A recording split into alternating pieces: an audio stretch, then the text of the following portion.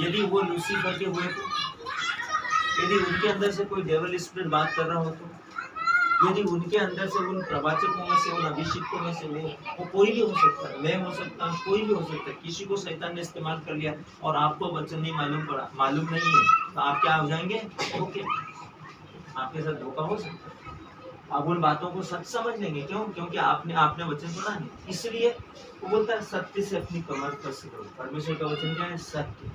सत्य से अपनी कमर कस करो। हम इस पर विश्वास करते ना, विश्वास की ढाल, विश्वास की झिलम पहन लो। फिर बोलता है शांति सुसमाचार की जूते, ये सुसमाचार है ना, शांति सुसमाचार के जूते पहन। फिर वो बोलता है कि आत्मा की तलवार को ग्रहण कर।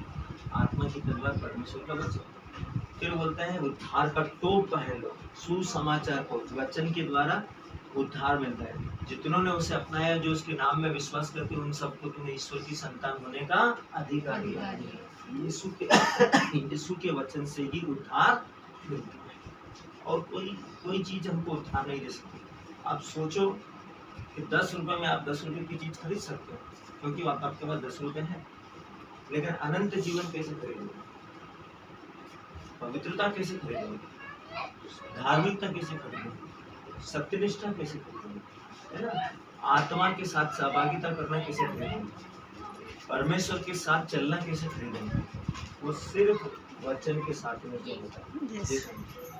आ जाओ ऊपर बैठो। बिना वचन के आप परमेश्वर के साथ सहभागिता नहीं कर सकते।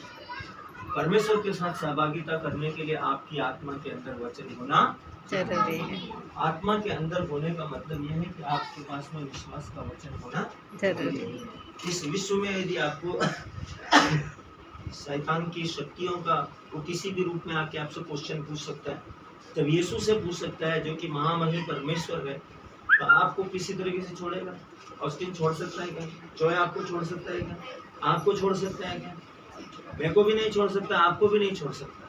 जब वो यीशु को नहीं छोड़ सकता है, और यीशु को परास्त करने के लिए क्रूस के ऊपर राज्यपाल पिलातुस के भवन से लेकर क्रूस के मरण तक क्या कुछ नहीं करा उसे, तो जो कुछ कर सकता है उसने करा। जब वो यीशु के साथ कर सकता है, आपके साथ भी कर सकता है। यीशु के पैदा होने के समय उसने राजा हेरोदेस के दिल के अंदर दुश्मनी पैदा की। उसने आदेश निकाला, ये 2 साल से छोटे छोटे बच्चों को मार डालो।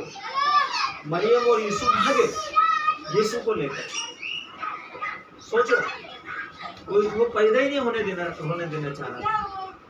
तो क्या आप क्या सोचे? आपने प्रार्थना करी तो वो प्रार्थना नहीं करेगा, उसके दूत एक्टिव रहते हैं आप क्या कर रहे हैं इसको देखने के लिए। इसलिए आपकी धार्मिकता उनसे ज्यादा गहरी होनी चाहिए, आपका विश्वास उनसे ज्यादा मजबूत होना चाहिए। आपको हर कदम पे अपने आप को विश्वास से और सत्य से सुरक्षित रखना। अपने मुंह को, अपनी आंख को, अपने कान को, अपने नाक को, अपने शब्दों को, अपनी जीभ को, अपने शरीर को पवित्र रखना। तभी यीशु ने बोला, तभी तुम पवित्र आत्मा के साथ में कनेक्टिविटी में रह सकते हो। यदि आप लेस मात्र भी आपके अंदर अपवित्रता है ना, गुस्सा है, नफरत है, ईर्ष्या है, किसी के मन में कुछ भी बुरे विचार है, आप किसी से अपनी सहेली से आपने 1 हफ्ते से बात नहीं करी, कि जान दो बहुत ज्यादा स्मार्ट बनती है, बहुत ज्यादा अपने आप को इंटेलिजेंट समझती है, सोचती है कि मेरे को ही सारे विषय आते हैं, हमको नहीं आता, हमारा होमवर्क वगैरह नहीं हो पाता, या हम अपने घर के काम, स्कूल का काम नहीं कर पाते, तो हमारी हंसी उड़ाती, इसलिए आप उससे गुस्सा हो गए, या वो ऐसा सोच के कि आप कमजोर है, आपकी मजा ले रही है। ये सारी भावनाएं परमेश्वर की ओर से नहीं है। ये सारी भावनाएं परमेश्वर की ओर से नहीं है, परमेश्वर की आत्मा की ओर से भी नहीं है।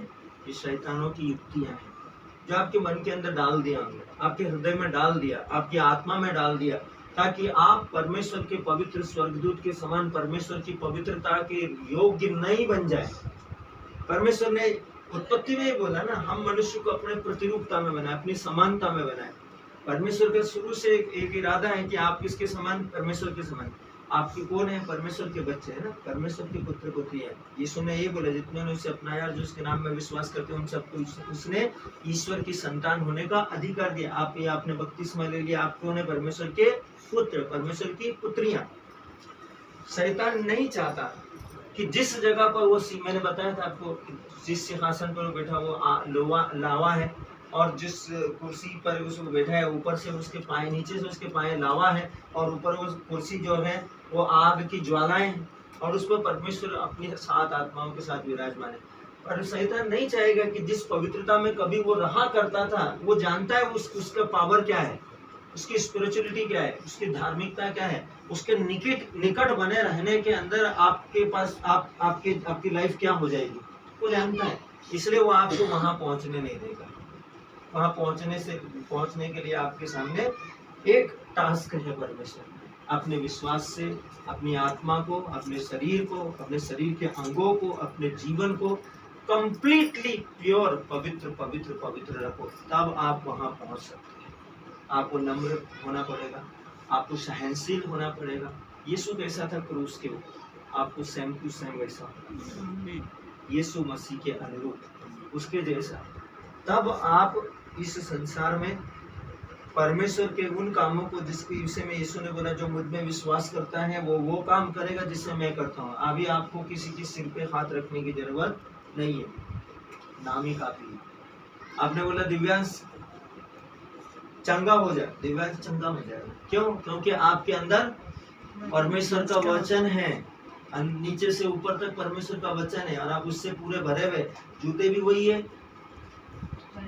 आपने उसके झिलम भी, ढाल भी वही पहन के रखा है, टोपा भी वही पहन के रखा है, आपके प्राण के अंदर भी वही है, लहू के अंदर भी वही है, शरीर के अंदर भी वही है, हाथ में भी वही है, वचन भी है, तलवार भी है, रेमा भी है, सब कुछ आपके अंदर है। तो जब फिर आप कुछ बोलेंगे तो वो होगा कि नहीं होगा?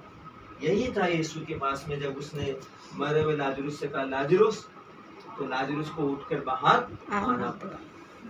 क्यों? क्योंकि उसने अपने पूरी महिमा के साथ में लाजरुस से बात करी। जब आप उसके वचन की सहभागिता में रहेंगे तो उसकी महिमा, उसने बोला पिता जो महिमा तूने मुझे दी वो मैंने उन्हें दे दी जो मुझ पे विश्वास करते हैं। जब आपके अंदर महिमा आ जाएगी, पवित्र आत्मा आ जाएगा, तो आप वही काम करेंगे जो जीसस क्राइस्ट करते हैं। आपको उसके लिए घंटों प्रार्थना करने की जरूरत नहीं। आंख बंद करके आपने बोला प्रभु मैं इंदौर शहर में शांति बोलता हूँ, और इंदौर शहर में शांति हो जाएगी। क्योंकि आपने बोला और स्वर्गदूत गए, फट आपके मुंह से निकला और स्वर्गदूत वहां पहुंच गए शांति करने के लिए। अपने आप को परमेश्वर की महिमा से भरो, वचन की उपस्थिति से भरो, आत्मा की सहभागिता से भरो। ठीक है।